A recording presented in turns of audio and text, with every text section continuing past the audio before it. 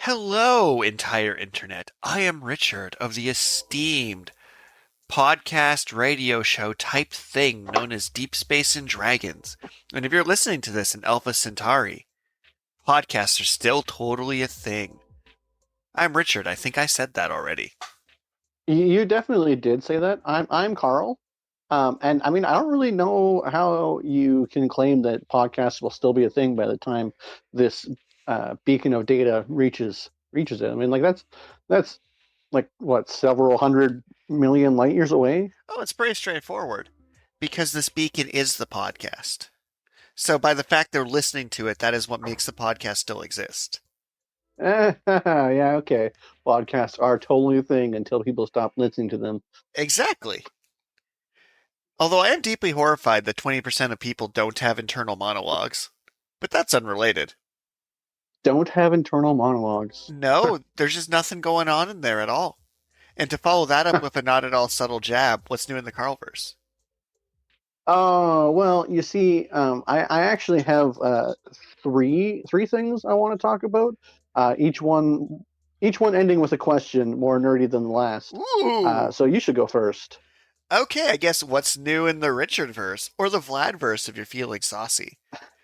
So, due to the power of open houses at Redacted School where I work at Redacted, which is easily Hmm. figure outable if you click on my LinkedIn that's attached to my link tree.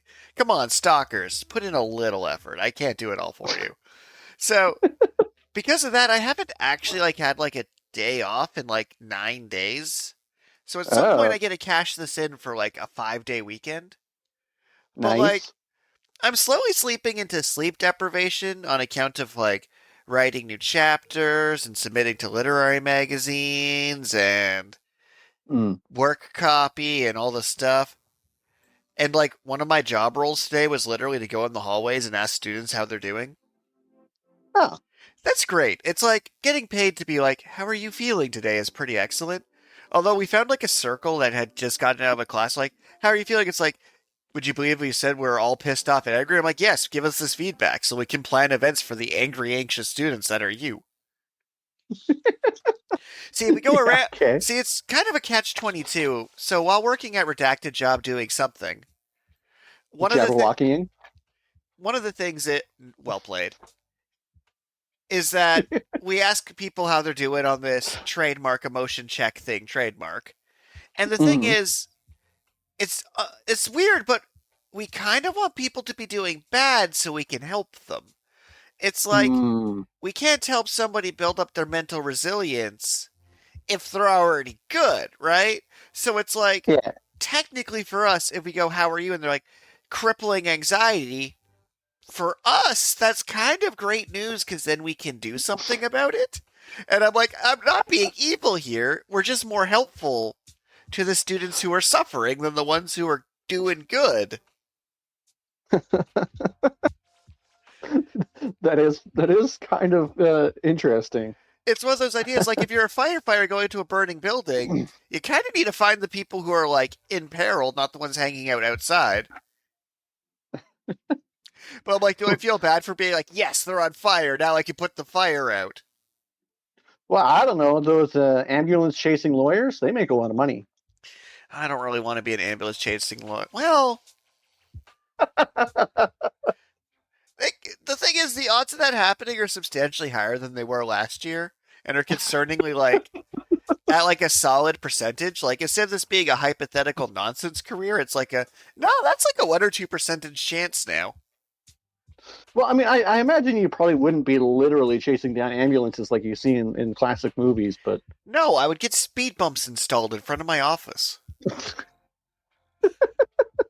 I'm not a chump. This isn't my first day. I just put up some orange codes and redirect them through my drive-through.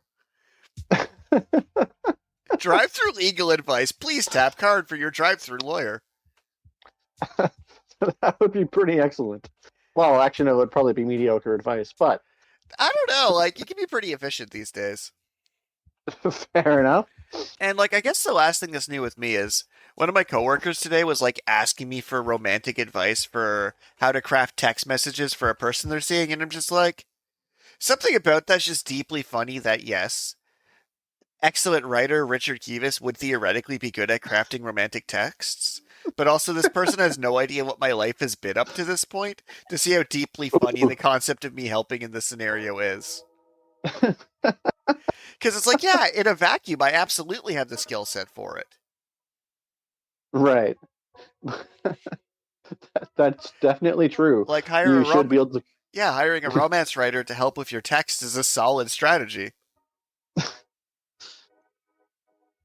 Are you a romance writer? I mean, not with this name. Those ones I've done for private commissions. Good luck hunting those down. Oh, right. Your Fiverr commissions. Yeah, people can request what they request, and that's all I can legally say on that.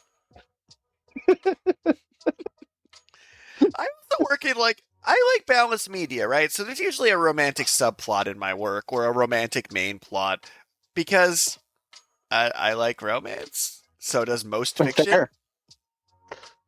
Yeah. Like Naruto and Sasuke, greatest love story ever told. If only they could just commit to the either swapping genders or the same-sex couples. I'm sure they would, honestly. Like, nothing about the studio genre and magazine would prevent them. The only author that I've been reading that I could see actually do something like, there's two authors that could actually pull that card and get away with it. So, the author of One Piece could absolutely pull that card. What are you going to do at this point? Nothing. Right. And the author of The Chainsaw Man is just such unpredictable chaos energy. You can't. It's impossible. Yeah, it is unpredictable. He has no fear of being canceled at all. He does not. All right. So that's pretty much my updates. Is my sanity starting to slowly crumble away as I workaholic for the next few months, but in a good way. In a good way. I hit my best writing ability when I've lost all sense of reality. Fair enough. You can tap into that manic energy. Oh no, I think I might actually just be a manic pixie dream girl. Like, personality-wise, that tracks. So what's new with you? Okay. So, question the first. It has a little bit of a lead up here. Yes, this is the content I live for, and our surprisingly large, dedicated fan base allegedly lives for, because no one...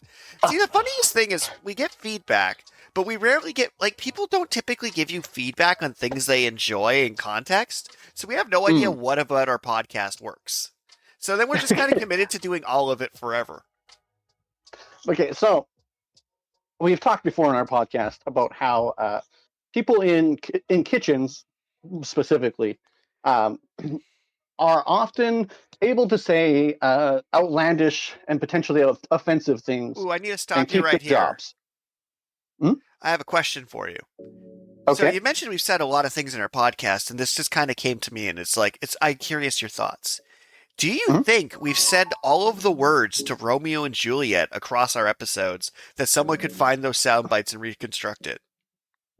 Well, I mean, there's definitely one I can think of right now that no, we have not used it yet. Go for it. Add it in here. This will be a sub goal. Ethiop. Okay, that's fair. Yeah, we never used it. I mean, why would it come up in context? But there was But I've also used doth. Like, I've absolutely used doth love in thy eye. Like, there's a lot we've used. Like, we've used Capulets and Montagues in sentence. Absolutely. Anyways, but so I have 4 employees. Well, I have more than 4 employees, but there are 4 that are important for the story, and they are Angry Bird. Got it.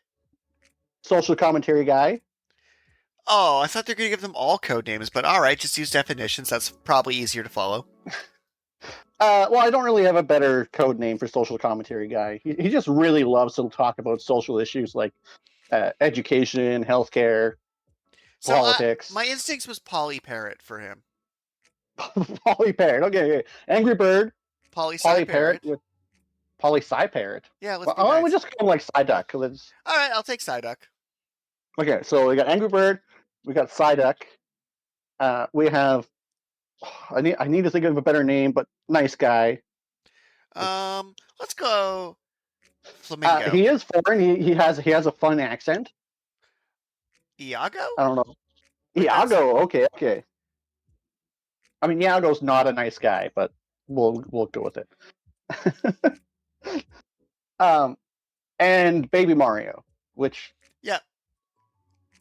anyways, um, so Angry Bird comes into work and he is unhappy with the results of the U.S. election, and so he says some a moderately offensive comment to the effect of, um, all Americans must be racist and bigots because of how the election turned out. Unrelated And it's side like, well, tangent. We brought candy into my office to counsel everybody after that election. okay. But so then Psyduck, he's like, well, maybe the other party lost because they didn't really campaign their platform. I mean, there's a lot of theories. Like every Right. pundit Well, has a theory, but a lot of people also predicted a different outcome. that's definitely true. But so, I mean, that seems like a pretty rational argument. Uh, Angry Bird, uh, he just gets mad and calls everybody racist and storms out. Also a fair response. Right. But unfortunately, it's almost impossible to talk about politics without also bringing up gender identity. It's just they've just kind of become inextricably linked I hope because of this the episode ends up being called Richard and Carl Get Cancelled. no, no. So Baby Mario Mhm. keeps the conversation going, and he says something about gender identity that uh, offends Iago, nice guy Iago. Okay. I'm not exactly sure what was said, but Iago comes to me and he's like, "I'm very upset by what Baby Mario said, uh, and I just don't feel comfortable. And what can we do about this?" And so I send a note that basically says, "You're welcome to your own opinion, and you can just discuss it freely on your own time, but we don't want to talk about politics or gender identity in the workplace because we don't want people feeling uncomfortable or potentially getting into heated arguments." Mm-hmm. But so I mean, and that was basically the end of that. I'm fairly certain that Iago and Baby Mario have worked out their differences, and politics and gender identity haven't really come up since I sent out this note. But purely out of personal curiosity, uh, I'm curious as to like why Iago was offended. Like, is he part of the LGBTQ plus community? I'm not sure. The temptation to say the LGBTQ plus ultra gets me every time. Sometimes I get the 2S in there, but I've just watched so much anime, I just want to put plus ultra at the end. But so the first question, and I'm looking for more of a academic perspective. Uh, I mean, I was promised subsequent, increasingly nerdy questions, and now I'm in actual issues. How dare you? But please continue. well, subsequent conversations with Iago have basically confirmed that he's gay, Okay. which is why he was Way offended. to not But out him on I this haven't. podcast. Hmm? Oh, sorry, the bird from Aladdin is gay. Sorry You for know what's ruining your hilarious childhood. about me picking this name out? It's like, yeah, no, that tracks. Wasn't like, didn't Disney go their way to like queer code every villain in that era because they're Disney? Okay. But See, their plan was to queer code all their villains to like encourage people not to be gay, and instead they just made a bunch of gay villains in real life. but so my question is, it. I mean, I'm looking for your academic expertise, but is there a tactful way to ask someone about their gender identity uh, without like it's just for personal edification? Like I like Iago. He is a nice guy and he has a good work ethic. He's funny. He has a cool accent. And his gender identity or sexual identity have nothing to do with our relationship. but I'm Okay, so personally curious. first a disclaimer, this is a comedy podcast, and nothing I say on here is meant to be legally binding or actual Right. advice. I need this clarification because I deal with people, confidential information, and it is a serious topic. So I'm going to Hmm. tell you what I would tell a student in this circumstance. Yeah, okay. They will That's kind of what tell I'm going for. they will tell you if they're comfortable to tell you. Do not pry at all in any way, shape, or form. They will tell you if they're comfortable telling you. Yeah, okay. I mean, I kind of figured that was the quote unquote And correct for the response, comedy but version of Richard on a podcast, there's no good way that'll go. Just don't fucking do it, man. I'm using my F bomb early. Just don't. Like, just don't. Even if you tried that on me, it wouldn't end well for you.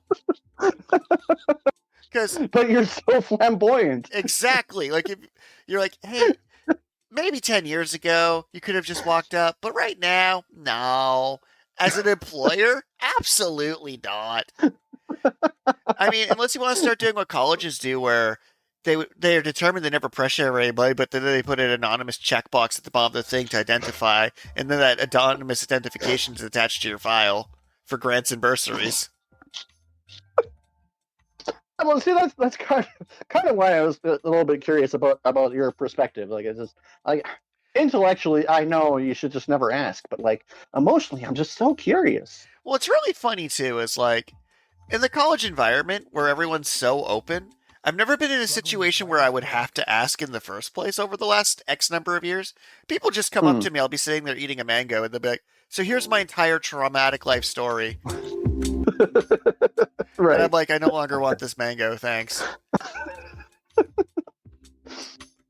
So Okay. if you create a safe enough space and you share about yourself, people are more likely to open up. That would be my actual Okay. approach. Like, you would never ask. Okay. Just create as many comfortable one-on-one chill sessions as possible to get to know this person better, and maybe this information will come up, or maybe you'll never know. But there's no way to acquire this information except for finding the two tiny marble-sized Dragon Balls and wishing on off-brand Chonky Shenron to get this information. Okay.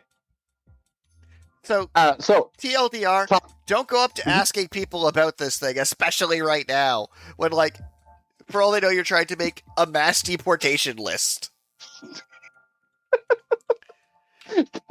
uh, I'm pretty sure if you're just like, hey, Redacted, can I ask you about Redacted? He just sues you and wins and should win. fair. Because there's also a Okay. power imbalance. Like, Yeah, that's true. But so question the second. Um, that's a little again. Probably has an unnecessary buildup, but here's where it goes. ba-ba-ba. Um, Eons ago, when you and I lived together in the frozen hellscape known as Saskatchewan. Looks suspiciously like Hondo Muko at winter. With the giant white Uh, sand dunes of snow and the moon. but so you when you moved, I Allegedly. inherited your TV stand. Now that one's not And allegedly. That actually just happened. Okay. yeah. You definitely did move, and I definitely did inherit your TV stand. Allegedly. Okay, but so the bottom two shelves of this TV stand are just panes of glass on a metal frame. I'm shocked how well I'm mentally picturing this TV stand. I think it's still actually available for sale at Walmart to this day. The same design. Well, Where it's more like the top. I'm just shocked at how firmly I remember this thing. Okay, but so one day I decide that I want to build a light table because I need to be able to do my own graphic design, and light tables would be useful for doing it by hand at the very least. You know what would also be useful? Just going to school for it. Screw going to school for it. I'll just pick it up as I go. As I spent the day working with two graphics designers, I'm like, okay, boomer. Side note: my boss asked me if I've ever used CorelDRAW, which I haven't. But the graphic designer that we use for our pizza store It's a local business. He basically runs it by himself, and he doesn't have money to hire more people, but he feels overworked. And so then my boss is like, "Oh, you should just train Carl how to do what you're doing, and then you can have a day off and get him to work for you." Oh. Hiss. Um, anyways, uh, so I take the bottom pane of glass out of this TV stand, and I build my box. I get it like wrapped in the aluminum tape, and I have the LED strip lights, and I'm just about to start like painting this piece of glass, and So, I'm holding it in my hands, and so, you could just use equipment at libraries, right? So, no, please continue.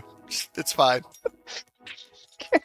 so I'm just about ready to start painting, frosting the glass, and I carefully set it down on the tiniest pebble that hits the exact weak point, and it completely shatters in my hands. So this story, at least in some form, has absolutely made it to our podcast before, but it makes me happy because it's such a Futurama-esque bit to like be holding the pane of glass and then just set it down and then it just explodes afterward. Like that is some classic Looney Tunes-inery. Right, but so I ended up buying a new pane of glass, and I ended up building my light table. But unfortunately, wherever there is space to place stuff, stuff gets placed. And so my poor light table has sat unused for far too long, and it's very sad.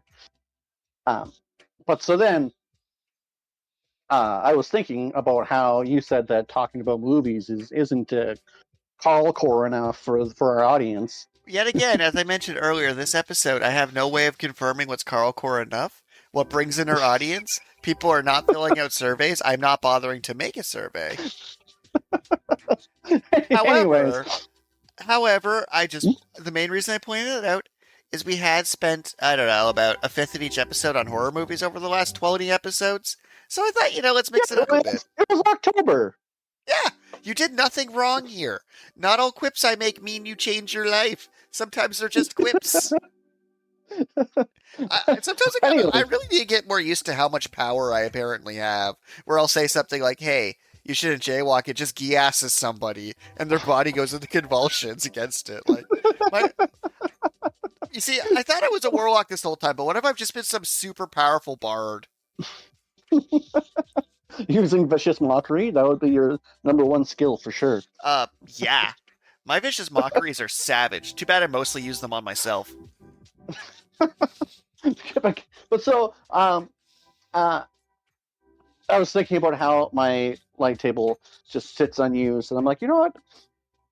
We've talked about my rock paper scissors card game project before, and I'm really close to actually being able to like play test it. Nice. Nickety slice. But I just need to actually design the cards. And so now I'm like, okay, so I need like a wizard hat, a rogue's cowl, and a warrior's helm, because those were the rock paper scissors elements that I was going for. I mean, I would have went staff, dagger, axe, but this is legit. Okay, I can get behind it. But I'm like, okay, where do I find a logo design of each of these? So turn to the internet. Well, see, if I actually wanted to spend money, yes, I would go to Fiverr. Question. I mean, it would make sense. How much have you spent on burgers this week? On burgers this week? Yeah. $0. Okay, on fried chicken this week. Also zero. I've ate at home so far this week. Like, good job. Because I was going to make a point that for like the $40 you could spend online for an artist to draw these, most people spend more than that on like takeout in a week. But instead you're like, nah, I'm on a wellness kick, Vlad. You're not going to impale me on my hubris. The whole point is that I have the light table to be able to do it myself. I just have to get a design to be able to trace. I love how many steps this is more than uses computer with drawing tablet. Because there's a version of this which is just Photoshop and a drawing tablet. No, this is respect, by the way. I respect the game here. I don't pay for very much software. I really should, support people that are designing useful tools, but Nah, like I screw use Adobe. Inkscape. For I this, use Inkscape. I use GIMP. yeah, no, you're For supporting audio good files, I use software. Audacity. Because I want to be very clear here. Adobe can go to hell right now. With them backdating, staking in an agreement to swipe contract data to train AIs.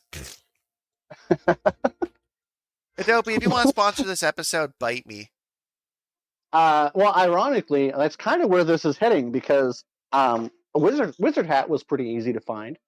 A warrior's helm logo wasn't too hard to find, but a decent rogue's cowl logo that was hard to find. I couldn't find one. Then I was like, wait a second, I could just like AI generate this. Oh no. And so then I AI generate a rogue's cowl. This was like a rogue's cowl.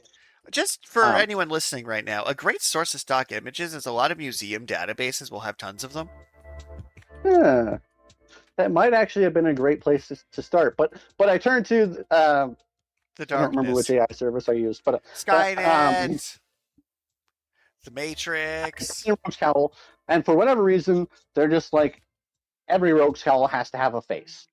Like, no, I don't want a face. So I say rogue's cowl on a styrofoam mannequin, faceless styrofoam mannequin, and it's like, oh, so you want it to have eye holes and a mask? I'm like, no, I don't want that, and I just couldn't get AI to generate the right logo. So I just took one and I just painted out the face, and I got the outline, and I'm gonna like try to make each of these logos more I mean, I stylistically kind of mesh want to because pause the you because I wizard just hat. kind of like had a cool idea. What if Mm-hmm. the rogue logo was those drama masks, like the smiley drama mask and the frowny drama mask was the rogue logo? Ooh, Eh, what? I don't know if people would get it. but it's cool. It is cool. Or like an opera mask, like some kind of like opera mask, or like Well, the like Phantom the Renegade Phantom for of the Opera Metabots. mask. Huh? Yeah. The Phantom of the Opera mask. Yeah, Or the V it could for be. Vendetta mask was more what I like, was more the energy that would make sense. Yeah, okay. I mean, I want Phantom Uh, Renegades for Metabots, but like that's a deep cut even by my standards.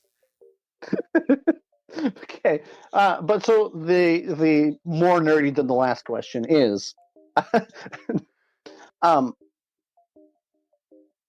how so does anyone own like the AI generated images? Like, is it Ooh. just plagiarism to just straight up use it? Not So that I'm going to edit it to be, like I said, more stylistically unified, but like, I wrote a term paper on this. I'm feeling weirdly qualified to answer this question on this comedy show. Like this is like a thing I explained on like a law school application. So copyright isn't something you get done. You don't copyright something. It's literally your right when you create the copy is you have the right to mm, that individual creation, right? So right, you write a book, you own that book, and you really only have to prove you own that book when ownership of it's disputed. Generative right, AI does not provide copyright, meaning yeah, if you put these logos out and they're AI generated, I can just steal those. oh, They're just yeah, mine okay, now because they don't belong to you. So if your game use rules that use ChatGPT to help generate those rules, you don't own the mm-hmm. copyright to that. No one Yeah, does. So I can just take it. I see. And that's where companies are being had in court is because these databases weren't legal to begin with. They just scrape data off without consent. Lots, so many lawsuits happening right now. It's not even fathomable. Mm-hmm. The only thing that makes them even like arguably legal to exist is that ChatGPT does not, well, OpenAI does not own the content on ChatGPT, or they'd all be in jail till they died because it's all stolen. So if you use Right. ChatGPT, no one owns that content. That's the argument. Mm. So Yeah, that's what okay. makes it really interesting is that these artists can sue OpenAI from theft, and if you use this image, you can't be sued for theft, but they can take it. However, they own the copyright to their design. So if the AI generated one's too close, they can still sue you for using it because they Mm. own it and you own nothing. Right. Well, I mean, like I said, the whole point of this experiment is to use the light table So I feel like I am going to put in enough changes and physical effort to make something uniquely mine that is in fact copyrightable. And that's where it gets interesting, right? Because if you start with a stock photo, technically you'd have to like cite that as one of your sources or inspirations. Hmm. But like, yes, if you just draw something and it's yours and it's not based on an existing IP, you're good to go. But here's where it's really funny. Is if that mask image, for example, you go with Richard's mass suggestion, and it's too close to V Hmm. to Vendetta, they can argue that you copied V for Vendetta in your artwork, and you'd have a Right. hell of a time proving you didn't when you're like, oh no, I drew this AI generated thing that ripped your data. Oh, so I guess I did Hmm. just steal it. There's just extra steps involved. Well, I'm doubtful that this is going to be the final version. Like I said, I really just need to get cards printed to use my garbage magic cards because I have tons of literal garbage cards.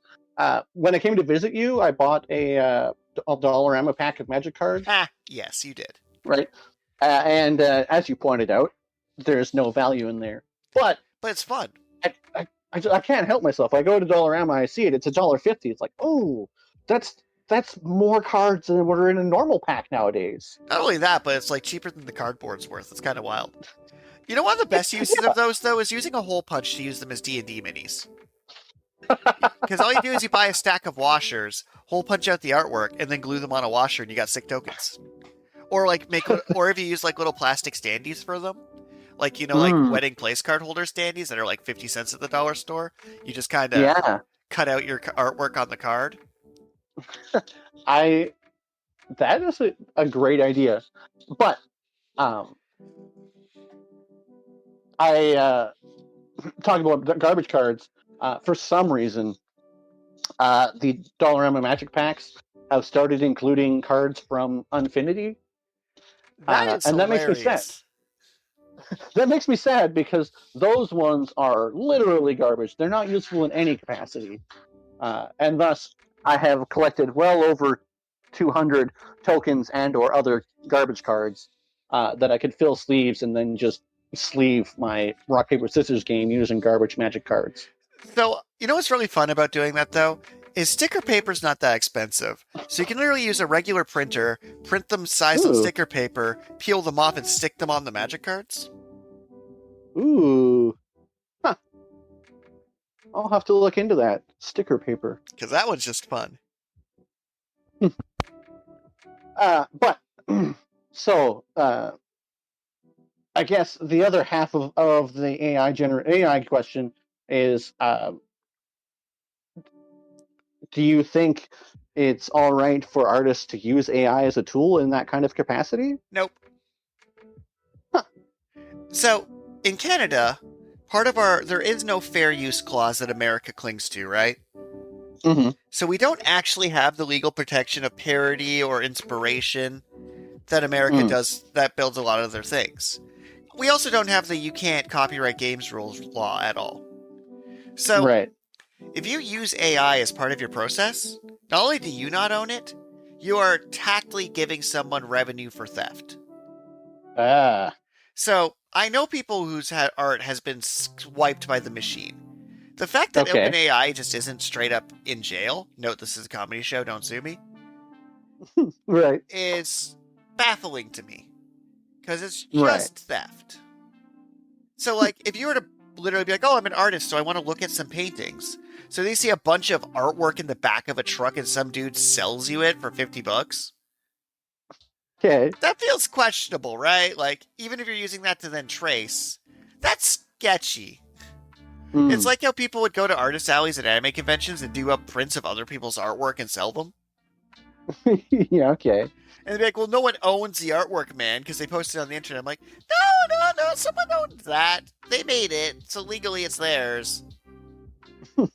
Right. So it's weird, because, like, for writing, for artwork, for all these AI tools, a lot of people talk about, oh, this workflow, productivity.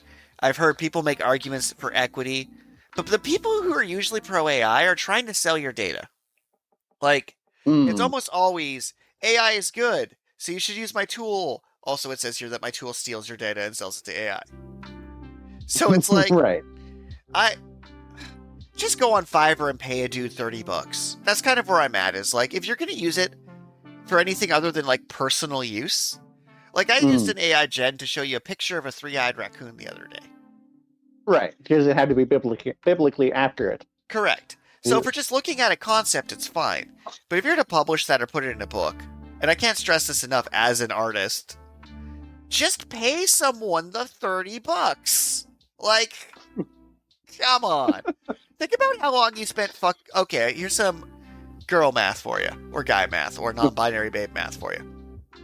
Okay. So, you make about $20 an hour, I'm guessing, to $30 an hour. Let's say Mm-hmm. let's go Stevie one. Let's go Stevie. I'll make a fictional character named Stevie for this. Stevie makes $20 an hour, let's say, right? Mm-hmm. Stevie is a prompt engineer and really wants to use ChatGPT to bring his vision of a robot to life.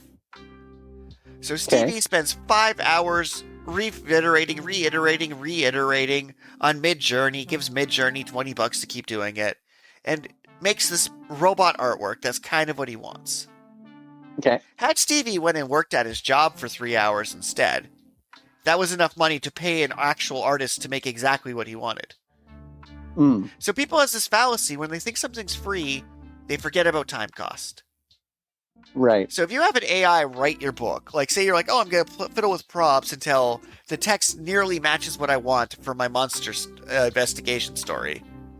Right. You either could have wrote it yourself faster by just learning the tools, and then you would now know the tools, or you could have turned that time into labor and paid somebody for it, and then made an artist not homeless, who then future AIs can then steal their artwork from, and humans' cultural capital can continue.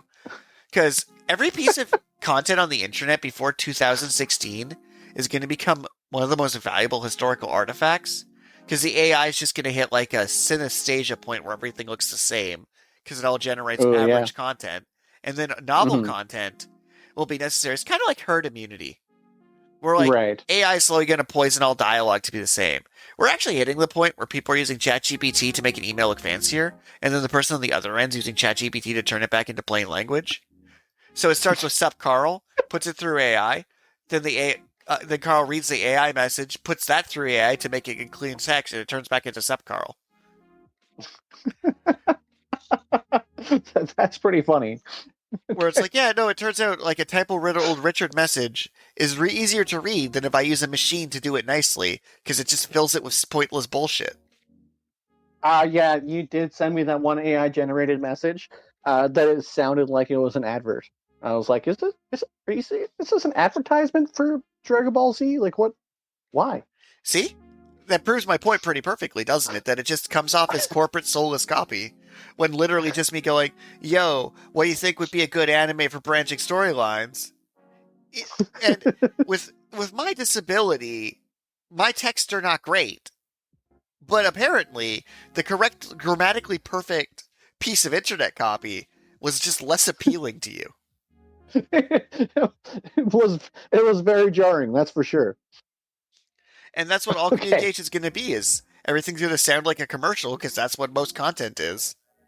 And people are just going to commercialize each other's until a giant cube alien decides mankind's not worth it.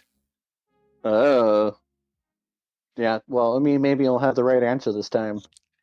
10 out of 10. AI never would have made that quip.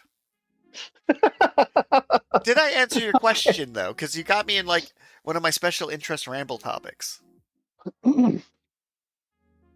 Well, I mean, kind of, sort of. Like, because, like, copyright is obviously much more difficult in Canada because of the lack of fair use. But, like, well, it's more like if you draw your thing on a light table and you base it off a piece of art that's no one alive owns, you're good to copyright and trademark that forever. If you draw it in Inkscape, you're good to copyright it. The human flaws make it less likely to be plagiarism because a person did it. Right. But when you use the machine, that means that this image that you copied off of now exists and belongs to no one in its fair use. Right. Which means if someone steals it, you can't really point to your source. So ignoring all the ethical ramifications, it's just not a good practice to get into. Because a lot of companies are going to find that they're making new products that don't actually belong to them. Ah, yes, yeah, okay. That makes sense. So, like, But so it would then suck if moving I wrote on a to book and Disney just took it because AI content meant no one owned my book. but so moving on to the nerdiest question. Ooh. Um, okay, so uh, you said that you have played Vampire the Masquerade. Yes. Uh, so I mean, I don't know if you said this on stream, but you also said that you're not a huge fan of play by post. So, Not that that is exactly relevant, but well, to defend that statement a bit, it's ironic to be an author that's not a fan of play by post, but mm, my brain is constantly running at a super fast ADHD inspired death spiral. mm-hmm, I will not remember. Well, let me rephrase that. I will not have object permanence to post a play by post game because I'm going to get bored between the play by posts. right, And I'm going to lose interest because my brain's already told an entire epic fantasy story between two players' moves. right, that makes sense. So I could either write a novella to explain what I imagined during the 12 hours it took someone to be like, and I have a spear. Or I could just write a novel at this point, and then I did that.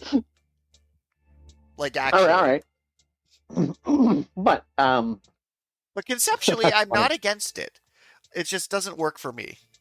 Doesn't have enough Yeah, immersion for okay, me. that's fair. But so I got invited by a coworker to join this play by post Vampire the Masquerade game.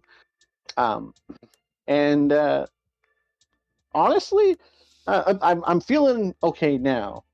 But I at the beginning I felt like I was in over my head because the character sheet seemed straightforward enough.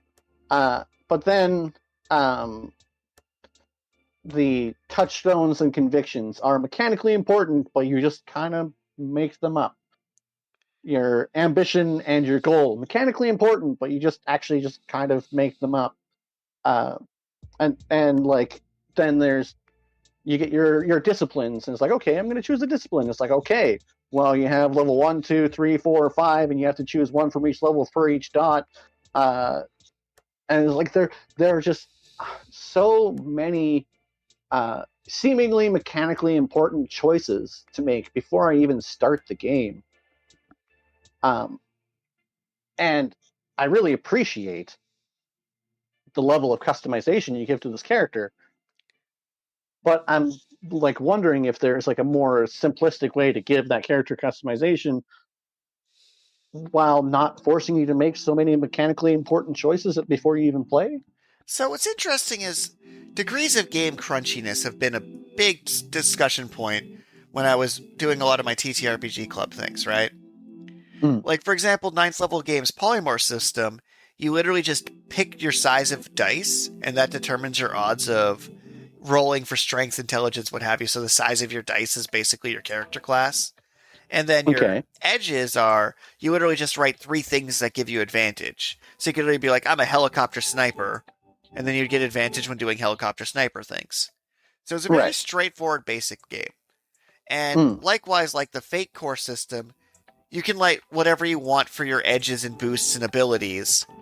And then when you use those things, you do those things. So those are like the more soft flowing games. And then the more Right. crunchy, hard flowing games like 5th edition, which is people are like, oh, it's not that crunchy. I'm like, oh, it really is. You're basically doing war game simulating if you go any crunchier. Mm. Which is like, okay, the thing nothing you make up in 5e is mechanically impactful. It's almost always flavor.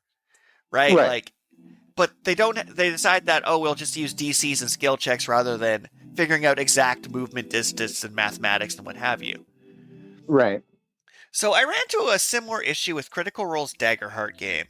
So lots of Mm. Daggerheart is 5e level of precise, right? Like, oh, I have my dice, my weapon proficiencies, my skills, my domain cards that have specific effects written on them. But then there's Mm. just a box where you write an experience and you just list a thing that happened to your character to give yourself a +2 bonus on when you do the thing. And I always get Yeah. kind of salty for those. Where like, oh, if you're playing with fun people who just want to be chill about it, people put reasonable things there, right? Like, Oh, in my experience fighting a minotaur, I became a bull wrangler. So anything that's bull wrangly, I would get that benefit. But Okay. when I was doing casual drop-ins, I have people be like, "Well, the game doesn't say I can't have a minimum size, so I'm going to be the size of an ant, and I'm going to be good at everything." Is my experience. So like, Oh. it's like the more your player goes along the power gaming scale, the more a rules-like game kind of enables them to derail the fiction and just be tacky. Like Mm. a player be like, "I'm three kobolds in a trench coat, so I should roll three sets of dice." No, most of these things I say about hypothetical bad players are things that have happened in one of the games I ran for drop-ins. So, like Vampire the Masquerade, those two boxes that are like mechanically impactful but very vague is actually a way more common mechanic than you would think among very many games. Huh. Like even Critical Role's Daggerheart is like, oh yeah, no, this is a brand new game built by people who play D&D for the last 10 years. And like, oh yeah, no, we're just going to let you write what you want in this experience box. Mm. And I hate it personally. I find that limitations actually breed creativity. Right. So you're like, oh yeah, my race can be whatever I want it to be, and my magic is whatever, and my abilities are whatever. Mm. Players tend, at least in my experience, to either get choice paralysis Right. or commit to something that either they think's really funny but isn't, or something that would give them a mechanical advantage in something that's now turned into a storytelling experience rather than a game. Mm. So that's kind of where I fall with that one is it's almost feels like a hole in the rules when I'm playing a game. Like in Right. 5D, they're like, name your bonds, your flaws, your da da da da da. But they like Right. almost went out of their way to make none of those things actually do anything. Mm-hmm. And it's like, yeah, you can create your own background, but then you just kind of pick a background feature. I'm like, okay, I see what you guys are doing here. Right. So it's interesting, I guess is the best way to put it. Is it depends how far are, because in theory, someone like me and you, if we were playing Mm-hmm. a TTRPG together, really Yeah. could play something like ninth level games as mazes, where you're just picking your D&D class, choosing your weapons, and effectively if you roll a 1 and it's something your class could do, you succeed. If you roll a 2 or 3, it's if it's something intelligence, you succeed. 4 or 5 if it's something strength, yada yada. Me and you would do Mm. great because we wouldn't turn it into power scaling, right? We would Right. just play the game. Like, for example, the Fate Core games are all you roll these plus minus dice and add them to the different attributes. But the rules are like Mm. it's like a game making game where I used it to run a Hunter x Hunter one shot and a Dragon Ball one shot, and it functioned really Right. well when I played with creatives. But then people showed up with my nine-winged angel with a hollow mask and a scythe, whose special ability is to instantly slash through space time to kill you. Not a hypothetical. It was like the cringiest anime OC character I'd ever seen. It looked like something out of Dragon Ball AF or Dragon Ball Super Superheroes. And I'm like, oh, because I know like Carl the person when Zamasu's like, this is my scythe and I don't even know what my powers do anymore. Died a little inside. And it's Dragon Ball. You know Dragon Ball's stupid. You're fine with being stupid. But that was apparently your breaking point for stupid. Was the character literally saying, I don't even know what my powers do anymore. They're so awesome. Yeah. Oh, But like, if I that told that you we was were rough. running a Bleach session, we probably wouldn't even need dice. We would just pretend to be Bleach characters and run around in the backyard yelling out what our Zanpakutos do at 30 with no regrets. Well, we'd probably have kendo sticks. Yep, like zero regrets. Like, there's a decent chance I bring kendo sticks to your wedding, like your bachelor party. Like, come on. Ooh. So that's kind of. I hope I answered your questions. That depending on the group, those mechanically relevant flavor situations. Some games they almost feel like they don't quite match because the game's already really mechanical. Right. So for me, if I'm playing something like Vampire the Masquerade, I'm thinking about it from a character point of view, not a skill point of view. I pick the skills to Mm. fit the character, not the character to fit the skills. So when I Right. play D&D, I figure out what funny bits I want to do and then build a character that lets me do those bits. Yeah. So I would have no problem be like, oh, these are what these boxes are for. But I definitely know players who'd be like, this doesn't make sense from a game point of view, and it's going too much into a story point of view. So it's like an impasse almost. But yeah, so it's like the goal. I think I have a reasonable goal in mind now for my character because he's his name is Philip Marlowe, Nice. uh, and he's a hard boiled detective. Um, I don't know exactly what he's been doing since the end of World War One, Completely but basically, semi-related. Your D&D hmm? character Philip, they found his they found his stone statue on another continent with people praying around it in a lizard den because they thought it was an idol statue. That's pretty funny. They did that like the thing where you melt the molten gold to like piece together pottery. They did that to reassemble the Philip statue. Oh, so Philip could live. Oh no, he's still very much just dead. It's just some statue of some guy, and it's like here lies Philip, and they had no further questions. But Cassie gave me the evilest look I've ever seen. It was great. But so sometime between World War One and World War Two, Philip comes back from the war and becomes a detective trying to root out evil in the seedy underbelly of New York. Nice. And he comes across a crime that was committed by a vampire, a murder committed by a vampire, and ends up killing said vampire uh, because that's the only logical way to stop this from happening again. But then another vampire turns him because obviously he is quite skilled as a mortal, and his intellect is useful to the vampire clan or whatever. Mm-hmm. And so then the current day, we're in quarantine New York. COVID-19 was even worse than it was in reality. And somehow through the pandemic, it became apparent that there are vampires, and now there's some organization hunting vampires. And I'm not sure really what our meeting is about, but I think Philip's goal would be to investigate someone or something that went missing due to these hunters.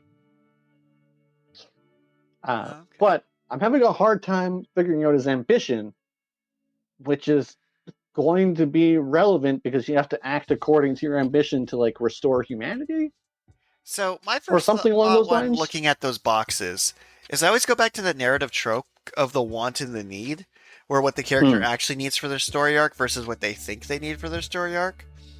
Okay. And that's how I would go with the ambition and the desire. So, like, the desire would be something like wants to be human again. Like, whatever his, like, big goal is would be the ambition, and then the desire would be, like, what he actually needs to achieve that. So, if we did Firelord Zico, for example, his ambition would be to restore his honor, and his desire would be to be loved by his daddy. Right. It's how I'd go about it, but make it more vampire themed and almost invert it. So if Philip's ambition is to break free of vampire servitude, then his desire would be freedom. Yeah, see, I'm just not really sure.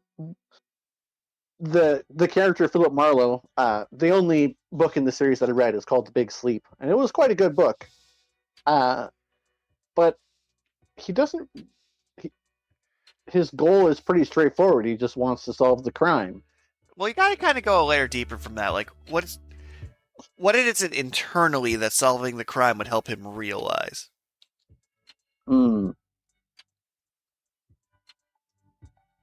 Yeah, okay. And like I said, for a person like me, this is like, let's see. So yeah, like talking about like the want, which drives their external decisions, like solving a case or a mystery is a want, but like the need is like trying to find that desire for the truth, learning to trust others, etc., etc. So that's the way I would try and frame it for this. But also, part of it comes to your player base too. So one thing I often notice, like for the often cited Waters Deep Dragon Heist campaign, is right. when players make characters whose wants and needs don't feed into the other party members, you end up with 5 games of solitaire. Right. Okay, So like, I totally wanted to solve some mysteries, but we were busy building a bakery. which is fine, but like, if you knew you were playing the bakery campaign, you would have been Cedric the Baker. Like That's you true. like your later character who is like a weird gourmand fit better. Mm. Yeah, I like that guy. Oh, I can't even. Calidor. Calidor, where it's like, yeah, I ate my arm. What? Like, fit the level of weird that the group was going for, because their campaign ended up more delicious in Dungeon than Dungeon and Dragon. Although, to be fair, most of their campaigns end up delicious in the dungeon instead. Mhm. Which is good that I like delicious in the dungeon. Well, I mean, it's still a fun experience. It's just like not at all what I was expecting based on session 0. So that's why I'm kind of thinking that, like, for your current situation with the players I can imagine for your play by post, absolutely ask what their wants and needs are to kind of get a sense of scope. Mm. Because if it's like wants murder, needs the blood of chickens, then maybe your hard boiled detectives might need like wants booze, needs therapy. Like you might want to like lower the depth a bit to fit the story being told. Right, right. Okay. I should read what their ambitions and desires are to be able to kind of figure out what their scope is to Well, I'm kind of match thinking like mine. a thought that comes to mind about like when that dissonance gets weird is when you put a character who doesn't quite fit in a piece of fiction. Mm. So like let's take Uehara and Excuse me. Aizen for example. Hmm. Uehara and Eisen are like, look at our deep philosophical objectives, and it's like, this is a show about punching each other with swords. Right. No one's really like, Eisen's objective made no sense because you weren't doing a philosophical enough thing where it's like, ooh, his sword reflects his loneliness as he struggles with his burden of greatness. I'm like, yeah, cool, these themes don't match the show at all. We don't care. Right. We're actually more likely to root for crazy scientist guy shoots up zombies to fight Master Hand. Master Hand made more sense in Bleach than Aizen did. Yeah, that's true. So that's kind of. Hmm. I'm trying to think. Can you actually? I'm going to flip the question to a random question back to you. What Okay. characters just felt like they were written for a different show? Like, what characters from things you've seen just feel like they would have belonged better in something else? Hmm. Okay. Oh man, now I have to like think think around. Um. So there's this anime. It's called Rankings of Kings. Yes, I've seen that Uh, one. yeah. I mean, so Boji, the main character, he's this adorable, happy-go-lucky deaf kid, and it's like I know the whole story is like around him, and there's a reason for him being like tiny and weak and deaf. Uh, but he's just like so not the like shonen protagonist that he's become. Yep. Okay. Uh, it's kind of like a dissonance. I love the series, and I think it's a great show. But it's just like it's just such a weird like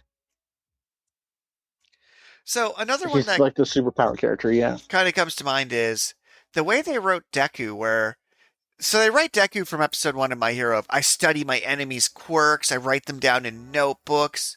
I'm gonna be the strategist even though I'm whippy, I cry a lot. And then he gets the power to punch things real hard and break his body. And it's like you gave him the least creative power in your entire cast Mm. for the creative character to the point where people are like, wasn't the show a bit better if he just never had a superpower? So, um, Jujutsu Kaisen, I reread, sort of reread all of it. I kind of skipped all the strategy part for during the Sukuna boss gauntlet. But Isadori, again, as a main character, um, I don't know if it's necessarily doesn't fit for the show, but it's like, why is his I can punch real good power like it's such a bad power for the show, and yet he's like touted as this extremely powerful and talented jujutsu sorcerer. So I'm gonna actually take that as thing and be like, no, I don't think Itadori did fit the theme of that show at all. So I would very comfortably say if Itadori wasn't in it as the main character, and instead we went with their actual main character of my first girlfriend died at 12 and became a ghost who haunts me as Yeah, I yeah, use this Yuta. katana. Yuta made way more sense for how that show felt. And like Mm-hmm. Itadori would have been a great Sasuke for Yuta to be like, oh, my happy-go-lucky friend ate this demon and now I have to fight against him. But yeah, Mm. Yuji, even though he was like Yuji felt like a Bleach character that wandered into a show that was trying to be darker than Bleach. uh, And then Dragon Ball has a weird magical power where because it's a comedy, it can get away with jarring tone shifts that kind of cause whiplash where it's like, I'm Trunks, all my family died in front of me in my post-apocalyptic wasteland, and I'm time traveling to fight murderous cyborgs. And you're like, uh, this is the show where people can do a jazz dance to take two dudes become one dude. yeah, I know we've dunked on JJK a lot in this podcast, It's uh, topical. but oh man, I haven't reread it all.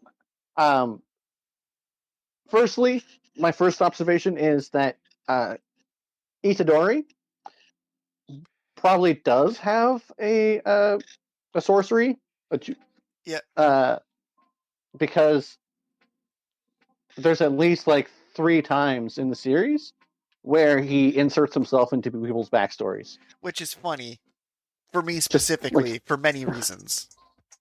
yeah, it does like Toto, the guy that claps his hands and moves people around. Oh So yeah, Toto is a Naruto character in JJK, but he's so broken that it works in JJK because it's like he's a shonen protagonist, but the show kind of plays it like he's so smart that he's literally insane. That guy is actually crazy, and that's why he's trying to be All Might in a show that's chops off your hands without a second thought and gets away with it. Is he's just broken? but yeah, he inserts himself into that guy's backstory. It's like someone asks him a question, he responds, and suddenly they have memories of things that never happened and call him brother. And they vaguely explain that in the final fight where he does that to Sukuna, where it's like some sort of soul resident. I'm like, just say it was his personal power. Also, Yeah, just say it was his sorcery. before this turns into a full JJK episode at the 1 hour mark, because that would be a misplay, I do have to say, though, while we're on the topic of JJK, he's set up, like, if JJK Shippuden came out next week, I'd be happier with JJK as a whole, because this feels more like a Mm. midpoint than an ending. Because, like, what was the point of Kenjaku being Yuji's mom? What did it do? Because, like, it was in the plot, but he never learns about it or reacts to it. No one does. So it's just kind of a detail. Because if you put a piece of plot in, but no characters in the story have emotional reaction to it, it didn't do anything. Also, has nothing to do with anything at all. But me and my brother recently went through all of Gundam Seed and Seed Destiny again, Uh-huh. and something broke me that I didn't think was going to break me. Oh? So they have this weapon called Requiem, which is a giant cannon mounted on the moon that shoots up and uses space colonies to redirect the laser. So they basically Okay. set up a bunch of arrays, and it's like it shoots from anywhere. We bend it with these old dilapidated colonies and arc it around to hit places. Mm-hmm. And then something important struck my brain. The moon moves. So a lot of animes will have moon bases and moon lasers and moon cannons. The moon orbits the Earth. It's not stationary. So your moon base is not going to be in the same spot in 3 hours it was 3 hours ago. Which is terrible for so many reasons. Because if you build a super weapon on the moon, it's never pointing in the same direction. Also, the Earth's also moving. It's all moving. So a gun on the moon would be useless. Okay. Yeah, so I mean, I guess maybe we should move on to our random question. Absolutely, we should. So, I'm pulling up the list. The list is being pulled up. Okay, I got a random question for you first, though. All right. If one appliance in your house was replaced by a cardboard cutout of that appliance, how long would it take you to notice? Oh, my house with my roommate, where we found a Yeah, stapler yeah. on top of the microwave? Never. You would never notice. You would Nope. never like go to make some toast and realize that your toaster is just a cardboard cutout. No, I'm just so used to weird things like that. My toaster would be gone and replaced by a cardboard cutout. I'd be like, huh, wonder why that happened. Like, it wouldn't. I would acknowledge the toaster was gone, but I wouldn't be sure if the toaster was ever there. Yeah. Okay. Okay. Was that enough time to help you find a random question? Yes, it was. So, what food have you seen in an anime that looked so much better in the show than it turned out to be when you ate it in real life? Hmm. That looked better? Yes.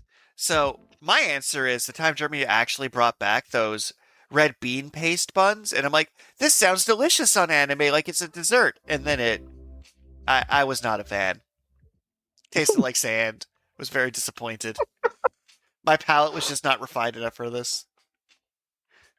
Well, you know, um, ice cream always looks so like luscious and sparkly, and oh. Anyway, I mean, ice cream is still good, but it never quite compares to that anime representation of ice cream. That's fair. And our second question's another anime question. Seemed on point for today. This one's actually makes me happy. Which anime character are you entering on Iron Chef? Which anime character am I entering on Iron Chef? Yep. Wow, I mean, like, there's the low hanging fruit, like Sanji, Like Sanji or was that. first thought, or like Soma from Food Wars. Yeah, I was gonna say the protagonist of Food Wars is also quite excellent. There's that Toriko would be new. a fun one. Oh, well, yeah, Toriko would be a fun one.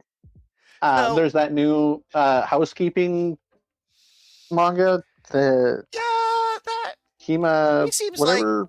he's not going to handle the Iron Chef mystery ingredient particularly well. Like I know who I'm Yeah, that's entering true. because it's kind of a hot take. So I'm entering Chi Chi, the person who cooks for Son Goku on a daily basis. Nothing that happens at Iron Chef will compete with cooking for 3 Saiyans. Yeah, that's true. But Hmm. plus, like Goku, like will eat bugs and things. Like, yeah, no, like there's no ingredient. I'm confident that Chi Chi wouldn't be able to cook successfully, That that is true. including meals for a literal god that'll destroy all life everywhere if they're bad.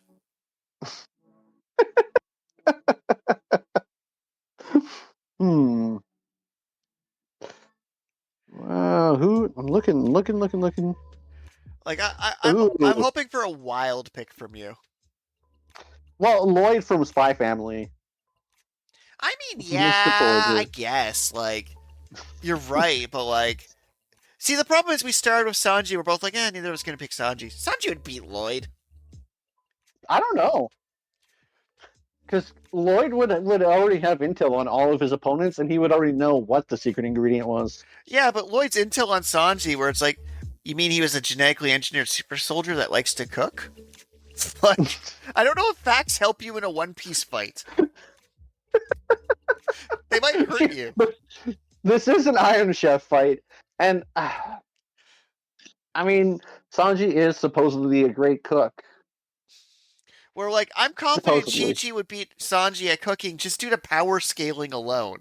Like Iron Chef's like, you Hmm. got 1 hour, debone that fish. So Sanji's like kicking a fish in half so the bones separate, and then Chi Chi's ripping like moving so fast that the bones turn into dust. Because by power scaling logic, Chi Chi's like, Uh, you're right. Lloyd is actually just a normal human. He's incredibly skilled, but he's just a normal human. if I wanted to beat Sanji, I'd probably go with the Butler from Black Butler. Yeah. Like literal demon from hell is your best bet. Okay, let's see. Looking through. No, I've run out of options. And my final thing is Ramen Guy from Naruto. Ramen guy from Naruto. All right, and we have one final random question. All right, all right. So, this one is: what is the most hilarious and practical weapon you've seen recently? Hilarious impractical weapon. Yep.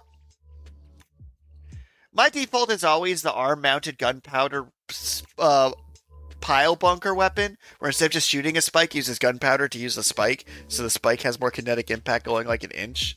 It's just such a dumb concept, because everyone would be like, why would you bother making a stopper to stop the spike? That's not how anything would work. I'm like, a revolver that's hooked to a jackhammer spike is cool and you know it.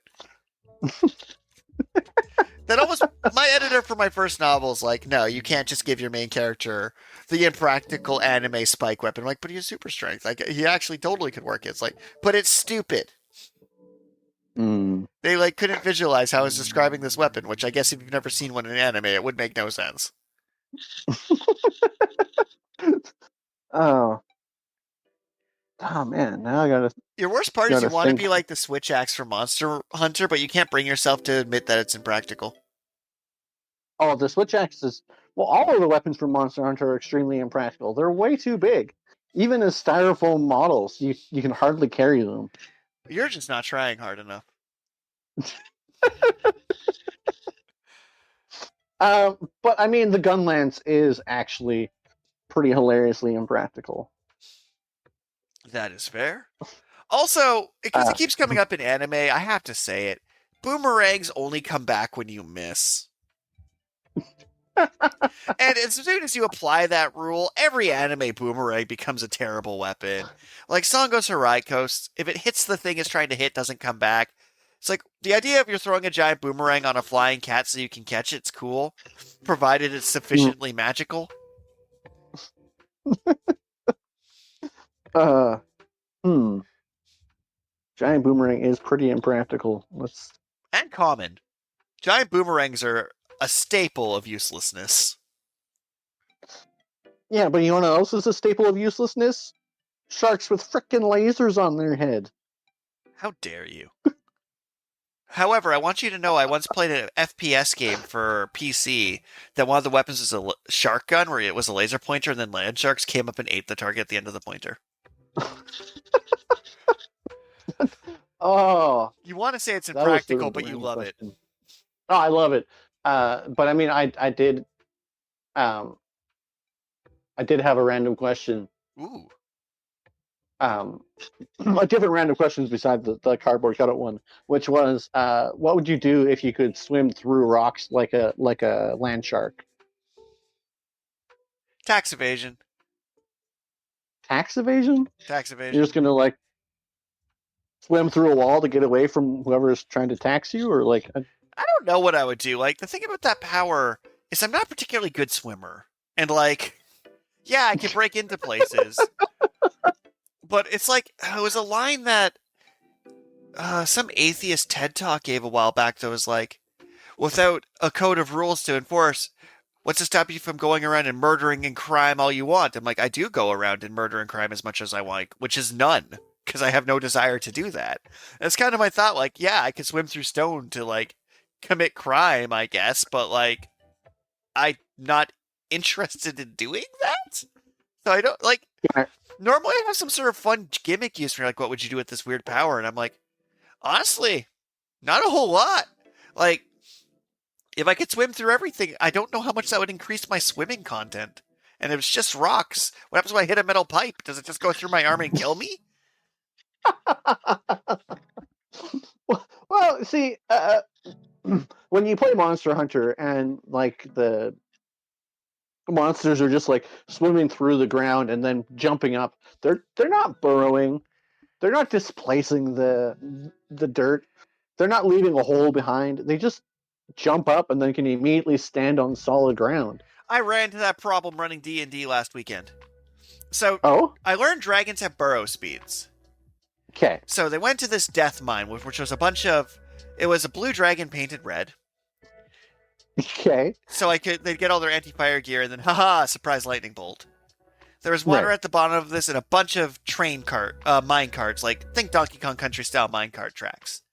And the Yeah, yeah. deal was that when it shot lightning, if you're standing on one of the tracks, it'd zap you because I don't know. I just kind of wanted to kill this party. It was the B team party, and I thought I could get away with killing it without any long-lasting emotional repercussions. Hmm. So the strike is this burrow speed. I'm like, oh, I know what I'm going to do. I'm going to have a fire lightning bolt, then burrow underground and come up. But then my players start asking questions like, can I follow the tunnel behind it? I should be able to see the disturbed ground. Is it rough terrain where it dug before? And I'm like, man, burrow speeds don't work. No, no, they don't. Because things don't actually burrow like that. Like they dig. Like for something to dig fast enough that just digs under you would just be structural damage. And like you can't just dig under someone then jump up and be like, well, Monster Hunter style. It doesn't actually work. No, So I want to let you know I'm that's right not. there with you because I'm like, ooh, I have this scheme, and then they asked obvious questions about it. I wasn't prepared as much as I thought I would be. I should have just said magic. Anywho, I did not get a TPK, although I did have 5 out of 6 people down at one point because they stood in a line and got lightning bolt. That's super funny. But well, thank you for indulging my 3 questions in increasingly nerdy order. You say that like the first one wasn't a poli-sci question. Like, what the crap? I was promised nerdy topics. You're like, now how do I deal with the serious interpersonal situation with my friend who's also a coworker? And I'm like, you don't. You don't. That's what you do. You clock out and go home.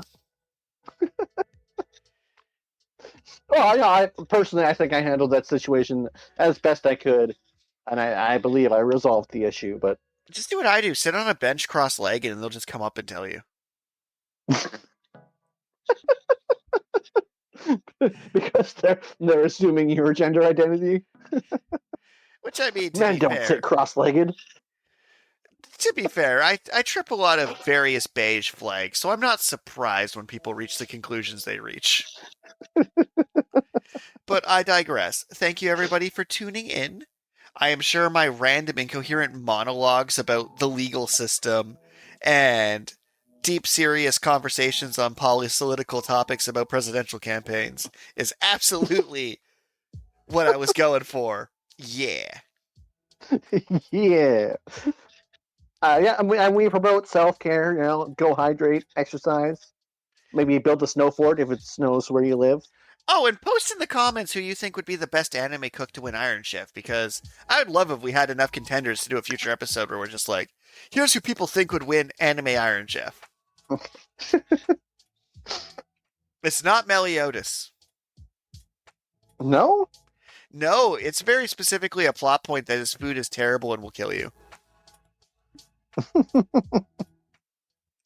Bye. Bye. Like me. But seriously. Not nerd question the first. So I'm in this very complex situation. I said that the questions would get increasingly nerdy. I mean, you didn't lie to me, but much like a box of chocolates, and you open it and there's no chocolates in it, you just said, I didn't say I got you chocolates, I said I got you a box.